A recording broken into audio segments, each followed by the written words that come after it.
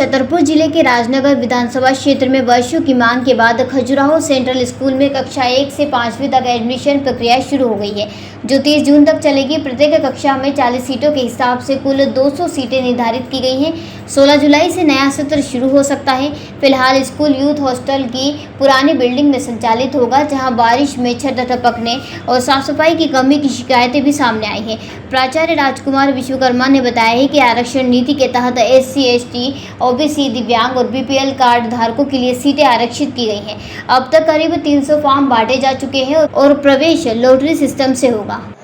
ये जो central school है, इसमें क्या कुछ कितनी सीट से कब से स्टार्ट होगा, फॉर्म की प्रक्रिया में क्या कुछ है? ये केंद्रीय विद्यालय खजुराहो में फॉर्म का जो वितरण है 21 तारीख से 30 तारीख तक निःशुल्क किया जा रहा है और जमा करने की भी डेट 30 तारीख तक रहेगी। इसके पश्चात लॉटरी सिस्टम लगभग 4 तारीख को आयोजित किया जाएगा। उसके बाद जब अप्रूव्ड हो जाएगा तो सिलेक्शन जो प्रोविजनल लिस्ट है उसको लगा दिया जाएगा।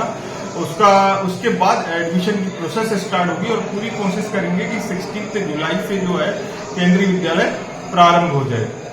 इसमें से क्या क्या terms and condition, rules regulation से क्या कुछ है? जैसे इसमें केंद्रीय विद्यालय के संगठन के नियम के अनुसार अगर कोई सेंट्रल गवर्नमेंट का कर्मचारी है तो उसको वरीयता पहले दी जाती है।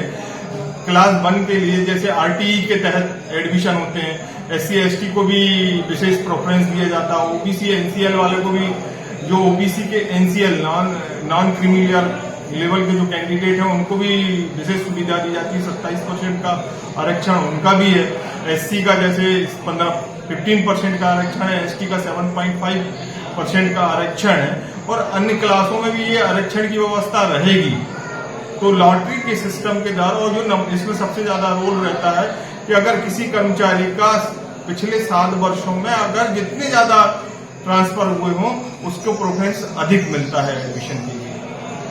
कुल कितनी सीट्स अवेलेबल है? हर क्लास में, क्लास 1 में भी 40 सीट है, क्लास 2 में भी 40 सीट है, क्लास 3 में भी, 4th में भी एंड 5th में भी, मतलब 1 से लेकर 5th तक हर क्लास में 40 सीट तक का एडमिशन करने का प्रावधान है।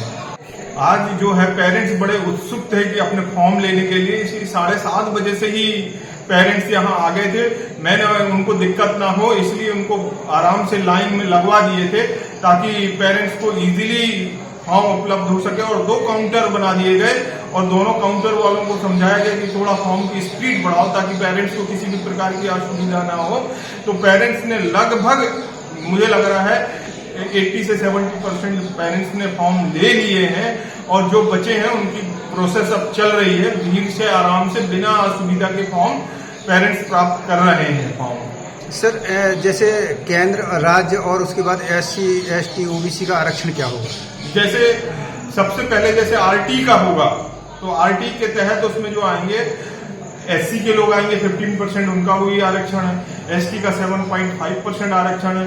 OBC, NCL वालों का जो है 27% का आरक्षण है। और फिर इसके बाद सर्विस कैटेगरी वाला, जो सर्विस फर्स्ट कैटेगरी में आएगा उसका पहला सिलेक्शन होगा, उसके बाद द्वितीय, इसके बाद तृतीय, इसके बाद 4th और इसके बाद अगर सीट बचती है तो 5th कैटेगरी में से सिलेक्शन किया जाएगा। सर, इसमें सांसद और विधायक का भी, सांसद और विधायक का जो कोटा है इसमें समाप्त कर दिया गया। पहले विधायक का तो कोटा कभी नहीं रहा, मगर सांसद का कोटा था।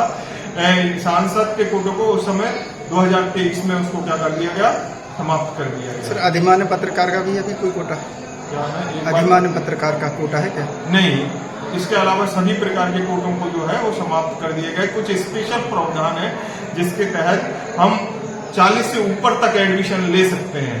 जैसे अगर किसी केंद्रीय विद्यालय का है बच्चा है तो उसको जो हम 40 से ऊपर तक ले सकते हैं। इसके प्रावधान दिए गए हैं सेक्शन B में। तो उसके तहत जो है वो पूरी एडमिशन प्रक्रिया पूर्ण हो जाने के बाद उनके एडमिशन वो 40 से एबव में हम करते हैं उनको। छतरपुर से भरत यादव की रिपोर्ट। जयराम जी, किशन काका, राम राम भाई, राम राम। क्या दोनों भाई बैठ के क्या हिसाब लगा रहे हो? ऊटी लहसुन के भाव आ गए क्या? अरे नहीं रे दादा, ये अपना रमेश नया मकान बनाने के लिए लोन ले रहा है। हिसाब किया तो पता चला कि लोन का पैसा तो ईंट और रेती में ही पूरा हो जाएगा। और अभी तो सीमेंट लानी है, सलिया लाना है और तो ठेकेदार को भी पैसे देने हैं। मेरे तो कुछ समझ में ही नहीं आ रहा कि कैसे बनेगा मेरा नया मकान। अरे किशन काका, कहाँ इन रेत सीमेंट और लाल ईंटों के चक्कर में पड़ रहे हो। मेरी बात मानो तो अपने घर को बाबजी एएसी ब्लॉक से बनवाओ। इसमें ना सीमेंट और रेत की जरूरत होती है, ना ही तराई करने की झंझट। और लाल ईंटों के मुकाबले आपका मकान काफी तेजी से बनकर तैयार हो जाएगा। इससे आपके पैसे तो बचेंगे ही, साथ ही मजबूती ऐसी कि सालों साल देखने की जरूरत नहीं। और इससे आप अपना मकान ही नहीं, कुएं और खेत की बाउंड्री वॉल भी बनवा सकते हो, जिससे रोजड़ों की समस्या भी खत्म हो जाएगी। वाह भाई, ये तो कमाल की चीज है। फिर तो मैं अपना घर बाबजी ब्लॉक से ही बनवाऊंगा। और मैं अपने खेत की बाउंड्री वाल। ज्यादा जानकारी के लिए स्क्रीन पर दिए गए नंबर पर अभी कॉल करें। बाबजी एएसी ब्लॉक्स, स्टील से मजबूती।